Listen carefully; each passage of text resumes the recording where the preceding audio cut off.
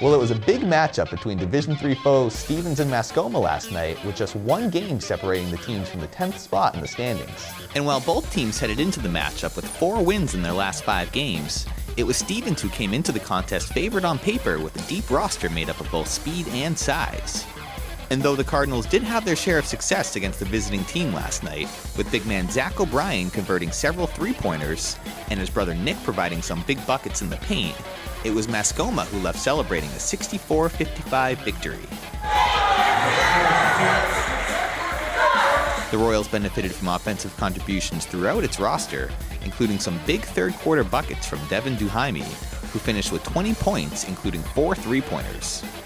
As usual, it was junior Alex Schwartz who led Mascoma offensively, finishing with a game-high 27 points, including 17 in the first half alone, to help his team improve to 6-5 on the year.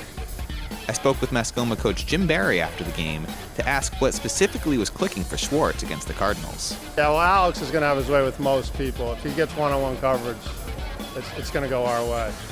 So I don't think that's any discredit to Parker. Parker actually played decent defense on him. He was there most of the time. Alex is just that kind of ball player. Jordan, if he stays out of foul trouble, we're a good team because we need him on the board. Both teams will be on the road Friday, with Mascoma traveling to face Monadnock and Stevens taking on Laconia. And now taking a look at the YCN scoreboard, the Hanover boys basketball team held on for a narrow win over Conval last night, benefiting from a 23-point effort from Dom Linehan on its way to a 4th straight victory.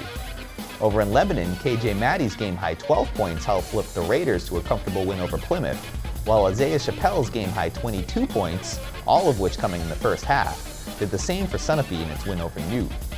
Ball Mountain was also victorious last night, earning just its 2nd win of the season after picking up win number 1 in its last outing. And on the girls' side, it was Stevens that fought its way to win number 5 on the season, riding a 12-point performance from senior Ali Lazat.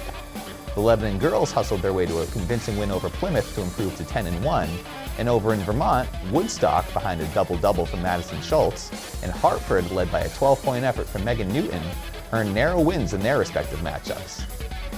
That does it for YCN Sports, brought to you by La Valley Building Supply. I'm Mike Pizzone.